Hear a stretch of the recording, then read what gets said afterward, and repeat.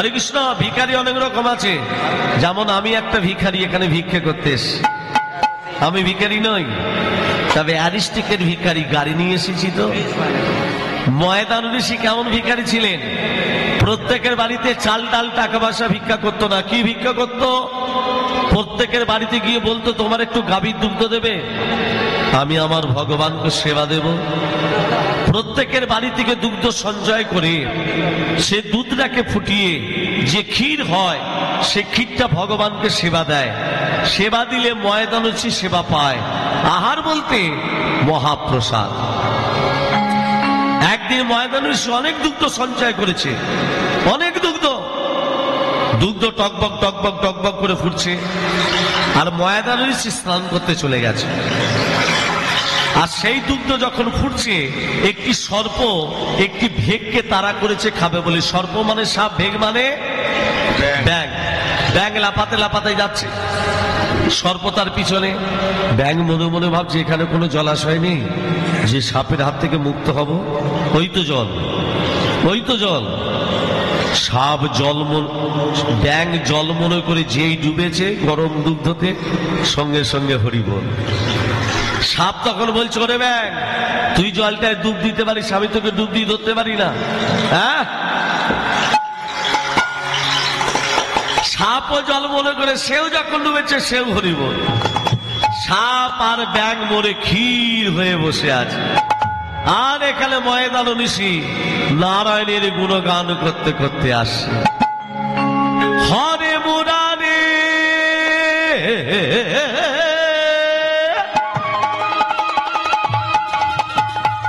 হরে মুরারে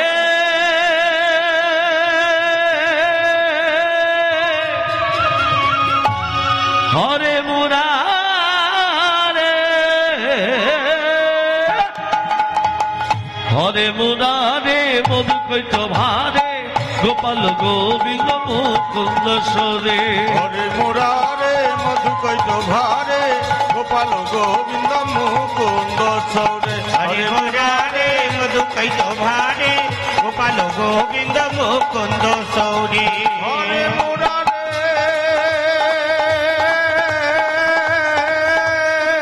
হরি বল, হরি বল। হরে মুরারে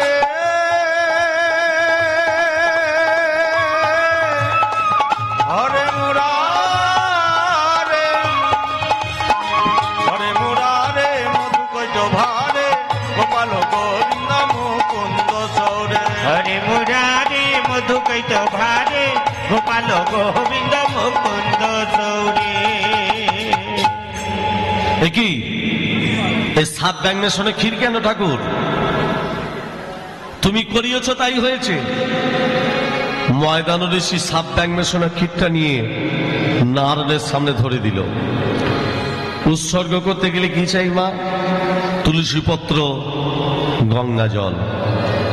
এই তুলসী পত্র গঙ্গা জল নিয়ে যেই প্রবেশ করতে যাবে, দেখছে সাত ব্যাঙের সঙ্গে ক্ষীর নেই, একটা কন্যা শিশু খেলা করছে, এক স্তন রমণী হচ্ছে। কি করে দেখুন, সেই কন্যাকে বড় করলো ময়দান ঋষি।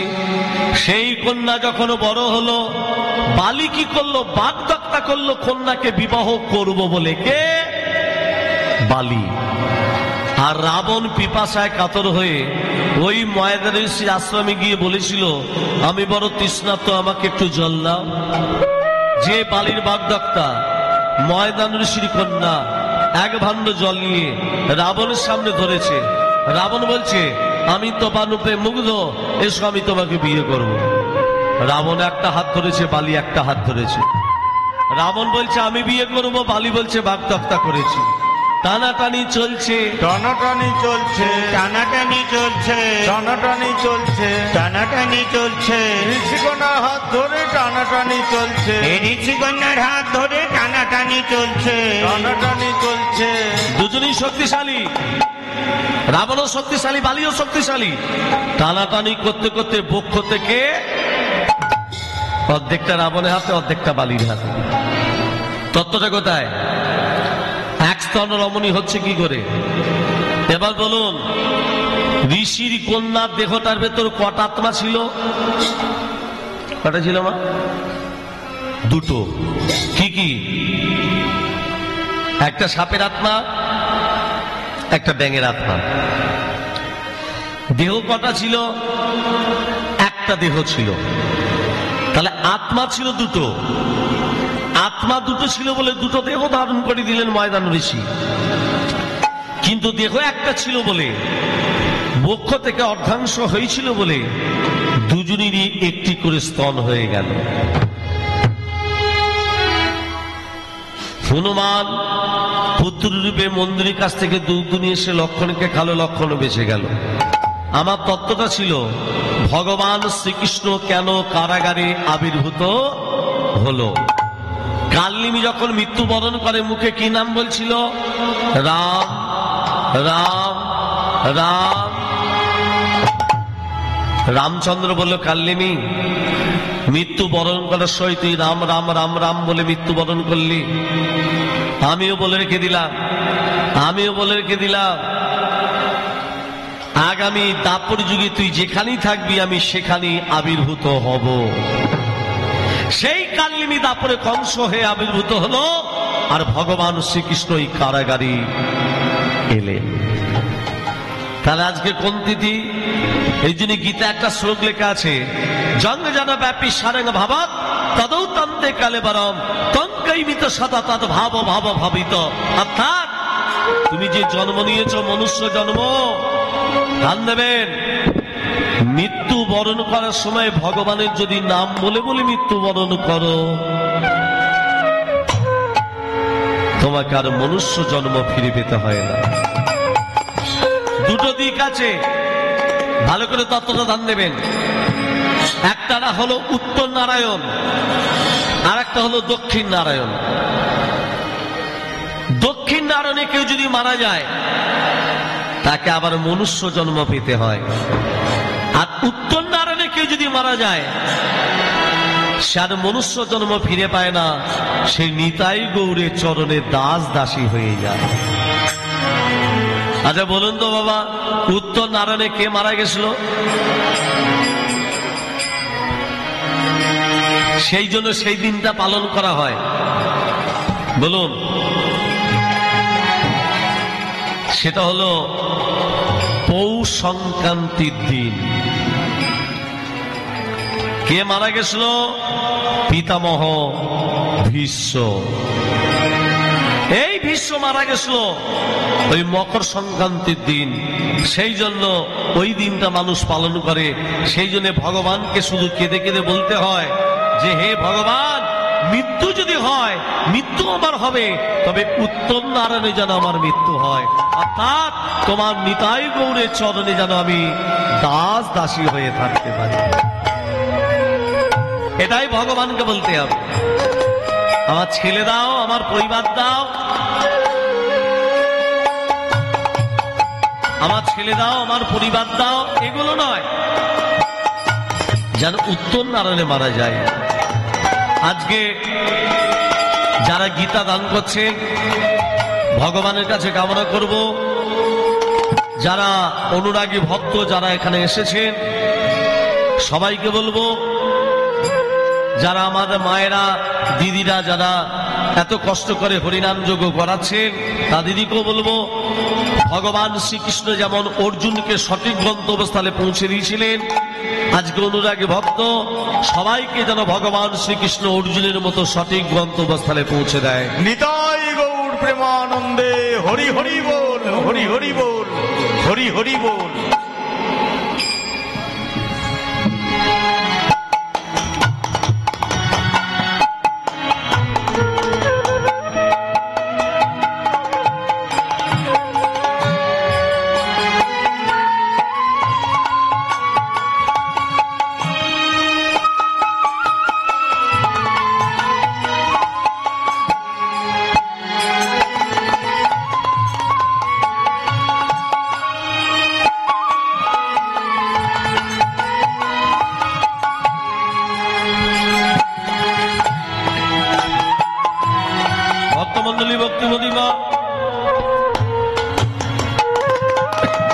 যে কথায় ছিলাম,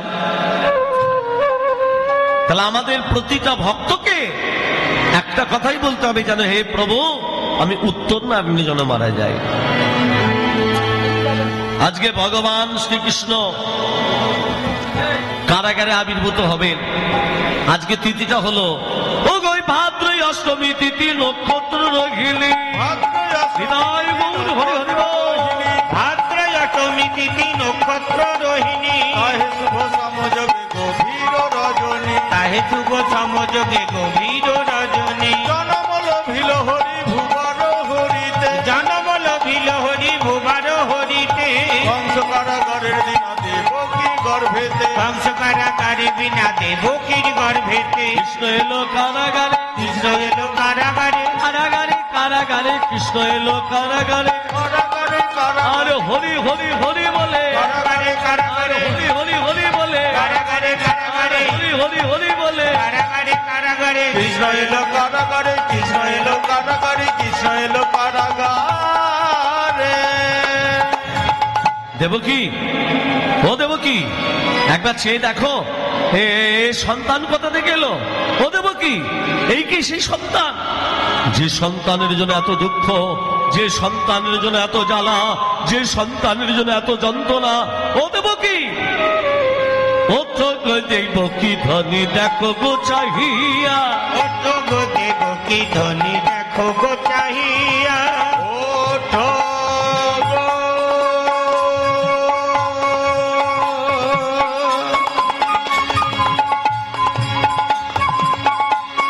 ও আমার বুককে কেন পাষাণ। মা, যে যেমন কর্ম করবে তাকে তেমন ফল পেতে হয় মা। আমরা কি কর্ম খারাপ করেছি মনে পড়ে মা? সে তেতা যুগের কথা। তুমি তোমার ছেলে ভরতকে রাজা করবে বলে, রাজমাতা হয়ে সুখে থাকবে বলে, রামকে বিনা দোষে বিনা কারণে 14 বৎসর বনবাসে পাঠালে। তার এক মায়ের অন্তর তুমি বুঝতে পারলে না। সেই বাৎসল্যময়ী কৌশল্যা, সেই রামের মা কৌশল্যা 14টা বৎসর রামকে হারিয়ে হারাম হারাম বলে কেঁদেছিল। ওই 14টা বৎসরের কৌশল্যার চোখের জল তোমাকে কারাগারে কেঁদে কেঁদে পূর্ণ করতে হবে মা।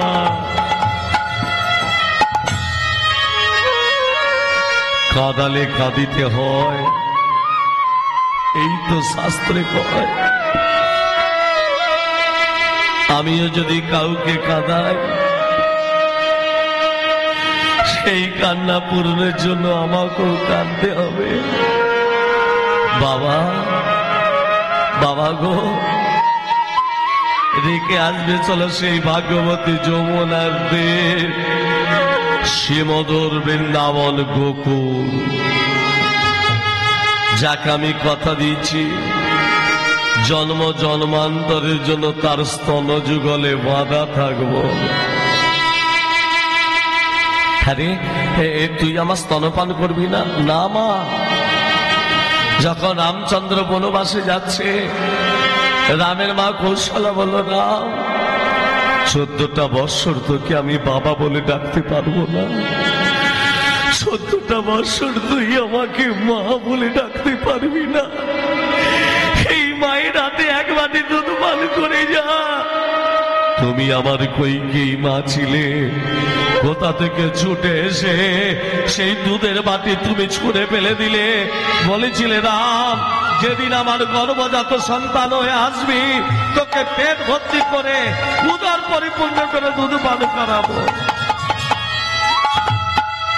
আমি বলেছিলাম মা, তোমার গর্ভজাত সন্তান হয়ে যাব, আমি তোমার স্তনপান করিব না। বাবা, রেখে আসবে চলো সেই ভাগ্যবতী যমুনার তীর, শ্রীমধুর বৃন্দাবন গোকুল, যাকে কথা দিয়েছি জন্ম জন্মান্তরের জন্য তার স্তন যুগলে বাঁধা থাকবো। হে ভক্তমন্ডলী, ভক্তিমতী মা, হ্যাঁ রে, হ্যাঁ রে, আমি তোকে কি করে নিয়ে যাব?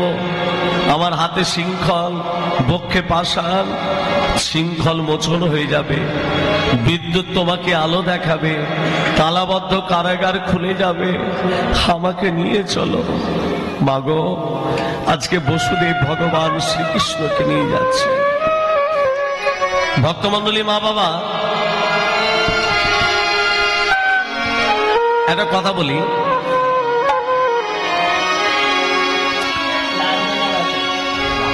সত্যযুগে শ্রীহরি নারায়ণ, ত্রেতা যুগে রাম, দাপরে কৃষ্ণ, কলিতে গৌরাঙ্গ। রামচন্দ্রের বাবা দশরথ, দশরথের বাবা অজর, অজরের বাবা কে? রামচন্দ্রের বাবা দশরথ, দশরথের বাবা অজর, অজরের বাবা রঘু, তাই তো? তাহলে রামচন্দ্রকে রঘুনন্দন কেন বলি? সে তো দশরথের ছেলে। ততটা পরে বলছি। যেমন যেমন দেখুন, অর্জুনের বাবার নাম কি? অর্জুনের বাবার নাম কি? হয়ে গেল পাণ্ডু। পাণ্ডু পাণ্ডু পাণ্ডুর বাবার নাম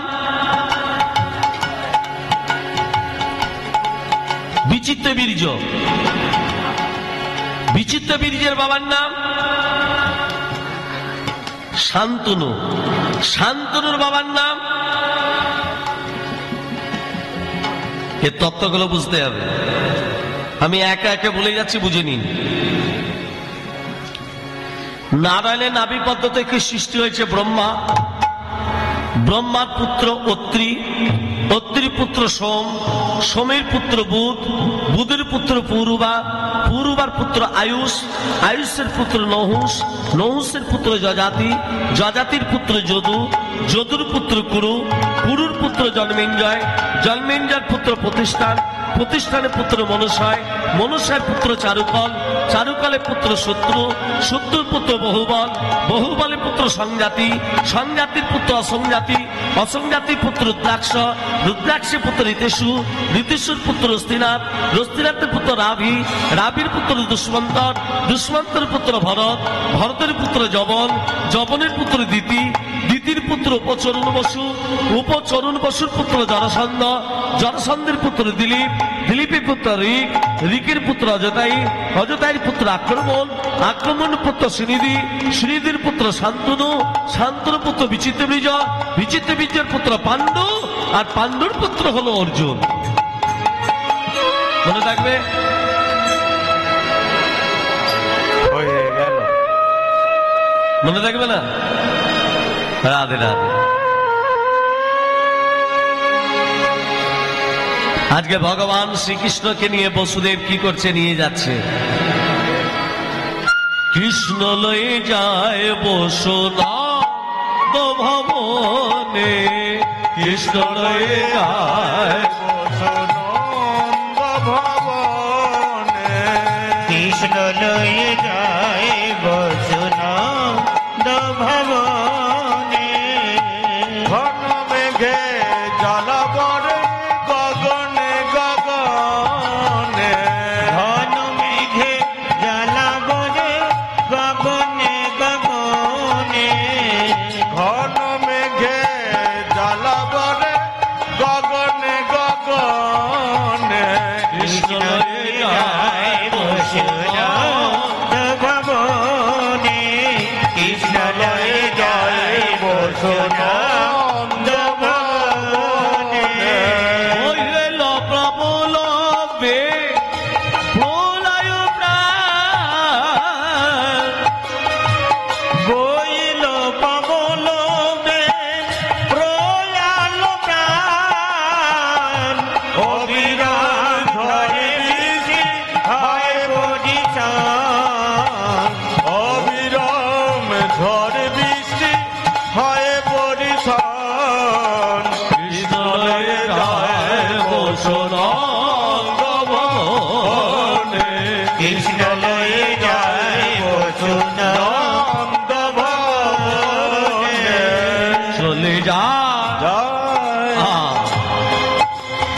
বসুদেবের ছেলেকে মাথায় করে নিয়ে চলে যা, চলে যা, যায়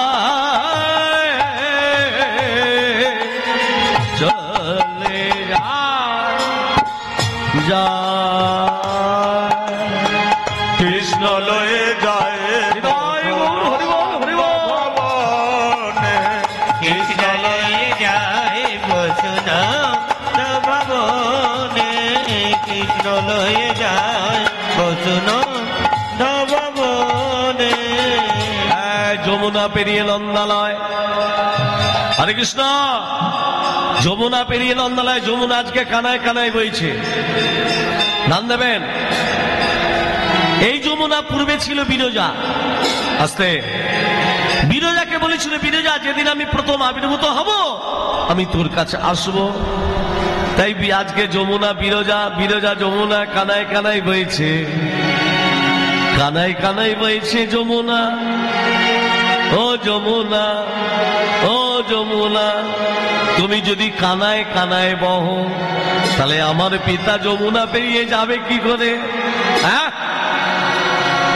ও যমুনা। যমুনা বলছে, প্রভু কথা দিয়েছিল আমি কানায় কানায় বইছি। তাই ভগবান শ্রীকৃষ্ণকে মাথায় নিয়ে যমুনার তীরে দাঁড়িয়ে আছে বসুদেব, আর যোগমায়া শ্রীগালিনী হয়ে যমুনা পেরিয়ে যাচ্ছে। বসুদেব বলে, একটা শ্রীগাল যদি যমুনা পেরোতে পারে আমি কেন পারি না? আজকে সেই বসুদেব শ্রীগালিনীকে দর্শন করে মধ্য যমুনায় যখন এলো, ইচ্ছাময় বাঞ্ছা কল্পতরু অনাদির আদি গোবিন্দ বসুদেবের মাথা থেকে যমুনার জলে পড়ে গেল। যমুনার জলে যখনই পড়ে গেছে ভগবান শ্রীকৃষ্ণ, যমুনা হাতে করে কৃষ্ণকে নিয়ে বলছে, কে এসেছে গো? এই আজকে কে এসেছে? এটা কে? এই যে যশোদা দুলাল মাইয়া, এই যে যশোদা দুলাল মাইয়া, আমার মদন গোপাল, কেশব মাধব গিরিধারী লাল, কেশব মাধব গিরিধারী লাল। হরি হরি বল। যশোদা দুলাল মাইয়া, যশোদা দুলাল মাইয়া, মদন গোপাল,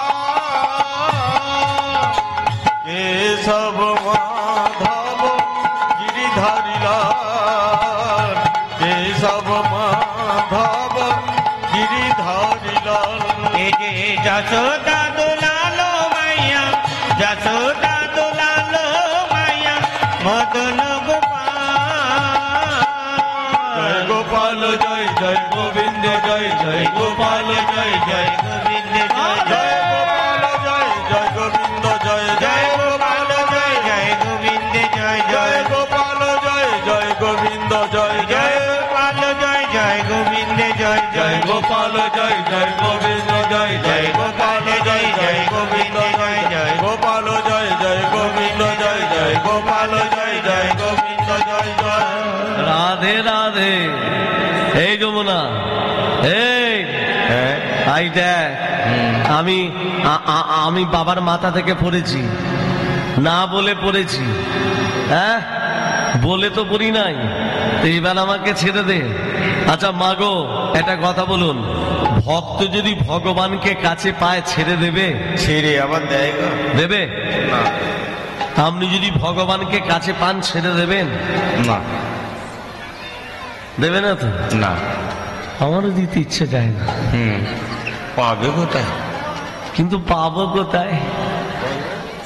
হ্যাঁ? যমুনা বলছে, প্রভু ছেড়ে দিলে তোমার প্রভু আমি আর তো পাবো না, না প্রভু ছেড়ে দেব না, তোমার হিত মাঝারে রাখবো। ও বাবু, তোমায় যদি আমি ছেড়ে দিই, আমি আর এই যমুনা তুই যদি না ছাড়িস আমি বাবার কাছে যাব কি করে, লীলা প্রকাশ করবো কি করে? ছেড়ে দে।